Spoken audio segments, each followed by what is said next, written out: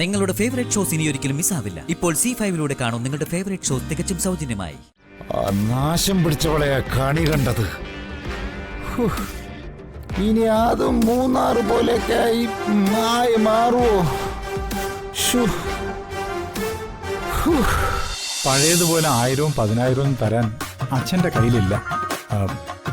പെൻഷനായെന്നുള്ള കാര്യം ഓർക്കണം. ഞങ്ങൾക്ക് തന്ന കൈനീട്ടം കൊടുത്താ മതി, വസന്തിക്കും. നീയേ നിന്റെ കാര്യം നോക്കിയാ മതി. എനിക്ക് എന്റെ അച്ഛൻ എത്ര കൈനീട്ടം തരുന്നൊന്നുവേ നീ നോക്കാൻ നിക്കണ്ട. ഹോ, സാധാരണ കൂടെ ജനിക്കുന്നതിനെ ഇരട്ട എന്നാ പറയാറ്. ഇത് വെറും പരട്ടയായി പോയി. വസന്തേ, നിന്നോട് ഞാൻ പല പ്രാവശ്യം പറഞ്ഞിട്ടുണ്ട് എന്റെ നേരെ ചൊറിയാൻ വരരുതെന്ന്. വരുവടാ, വരും. ദീപസ്തംഭം മഹാശ്ചര്യം. എനിക്കും കിട്ടണം പണം. അയ്യോ, ഇങ്ങനെയുള്ള ഒരു ജന്മം.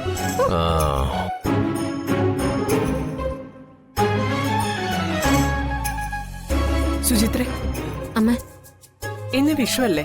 പ്രകാശനെയും കൂട്ടി ക്ഷേത്രത്തിൽ പോയി തൊഴുതിട്ട് വാ. അമ്മ, അത് വൈകിട്ട് പോയ പോരെ? സദ്യവട്ടുണ്ടാക്കണ്ടേ? പോരാ, രാവിലെ തന്നെ പോയി തൊഴണം. സദ്യയുടെ കാര്യമൊക്കെ ഞാൻ നോക്കിക്കോളാം. നിങ്ങൾ ചെല്ല്. പ്രകാശേട്ടാ, വാ.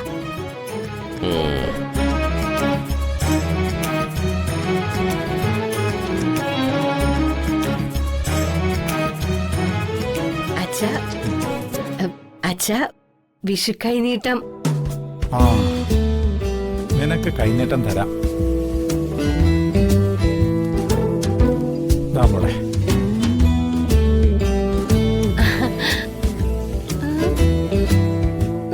ഒന്നുമില്ല.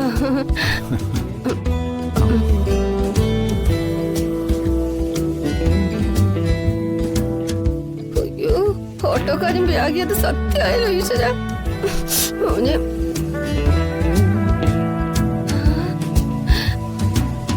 ഇത്തന്നെ ഇത്രയും ഇത് മതി. അല്ലേ അച്ഛമ്മ, അത് മതി. അയ്യേ, കരയണ്ട കരയണ്ട. പിടിച്ചോ പിടിച്ചോ. ദുഷ്ട.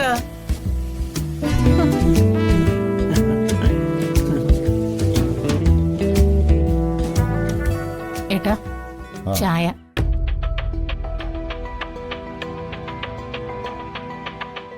ഏട്ടാ, കളഞ്ഞേക്കൂ. അയ്യോ, ഇതല്ല. പൂജാമുറി വെച്ച് വന്ദനെ കണ്ടത്. വന്ദന ഇതൊന്നും അറിഞ്ഞുകൊണ്ട് ചെയ്തതല്ലോ. നിങ്ങൾ അപ്പൊ തന്നെ കണി കാണാനായി ചെല്ലുമെന്ന് വന്ദന അറിഞ്ഞതുമില്ല. ആര് പറഞ്ഞു? നിന്നോട് അവള് പറഞ്ഞോ? എടി, ഇത് മനഃപൂർവ്വം അവൾ എന്റെ ഒരു വർഷം നശിപ്പിക്കാൻ വേണ്ടിട്ട് അവൾ പ്ലാൻ ചെയ്തതാ. ഇതിന്റെ പിന്നിലെ ബുദ്ധി ആരുടെയെന്നറിയോ? നിന്റെ മോന്റെ. ഇവിടത്തെ തൊഴുത്തിലെ പശുവിനെ കണ്ടെങ്കിൽ എനിക്ക് കുഴപ്പമില്ലായിരുന്നു. ഈ ജാതകദോഷം പിടിച്ചവളെ കണ്ടുപോയില്ലേ? നിങ്ങളൊരു MLA ആയിരുന്ന ആളല്ലേ? ഇതുപോലെയുള്ള കാര്യങ്ങളൊക്കെ വിശ്വസിക്കുന്ന ആളാണെന്ന് 4 ആൾ അറിഞ്ഞാലും മിണ്ടിപ്പോകരുത്. ഇനി ഇവിടെ നിന്ന് ചെലച്ചാൽ ഞാൻ എന്ത് ചെയ്യുമെന്ന് എനിക്ക് തന്നെ അറിയില്ല. കേറിപ്പോ. കാലത്തും കൊണ്ട് വന്നിരിക്കുന്നു. ചെല്. നീ എന്ന് നിന്നേ. അതെ, വിഷുവായിട്ട് ഒരു സന്തോഷ വാർത്തയുണ്ട്. ആണോ?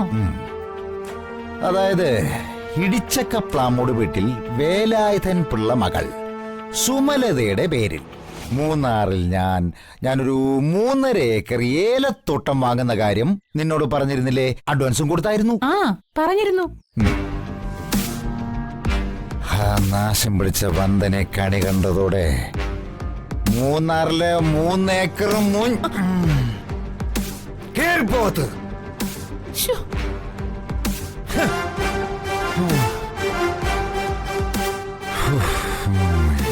ഇലക്ഷൻ വരുന്ന വർഷം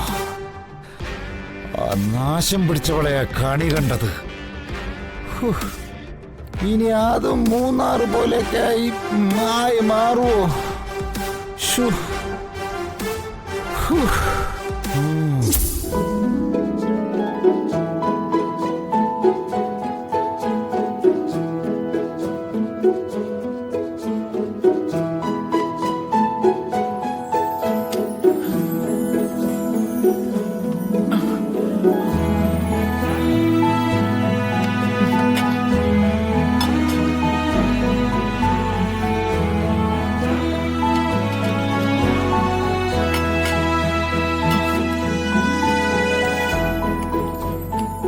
സമയമായാലും പാചകം ചെയ്ത് തീരുമെന്ന് തോന്നുന്നില്ല. ഇപ്പൊ നിർബന്ധിച്ച് സുചിത്രയെ അമ്പലത്തിൽ പറഞ്ഞു വിടണ്ടായിരുന്നു. പാവം, അവള് പല പ്രാവശ്യം പറഞ്ഞതാ അമ്മയെ കൊണ്ട് പാടാ, ഞാൻ വൈകുന്നേരം അമ്പലത്തിൽ പോയിക്കോളാന്നൊക്കെ. ഞാൻ കേട്ടില്ല.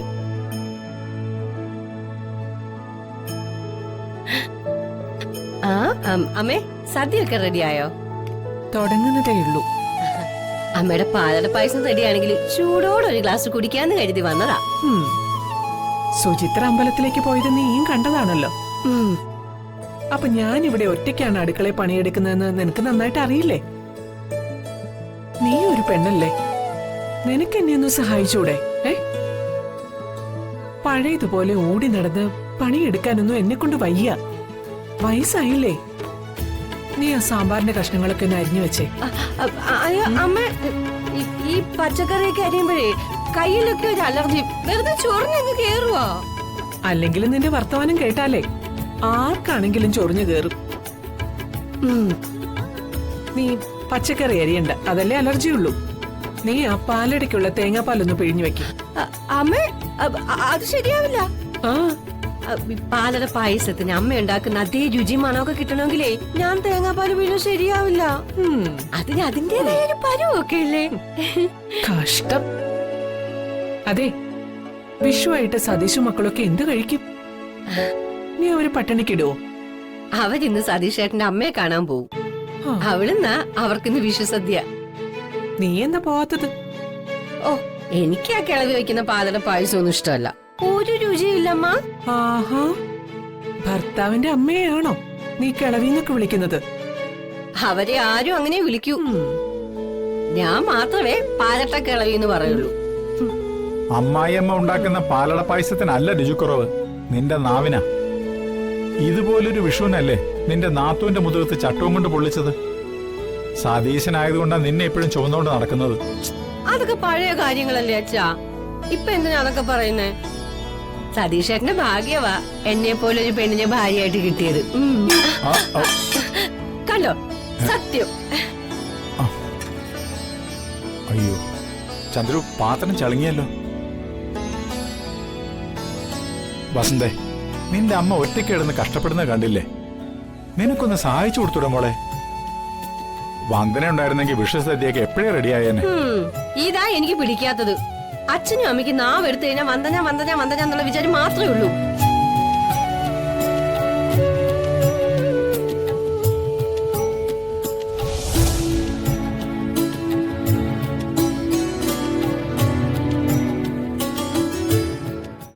ഡൗൺലോഡ് ചെയ്യൂ C5 ആപ്പ്. കാണൂ എല്ലാ എപ്പിസോഡുകളും സൗജന്യമായി.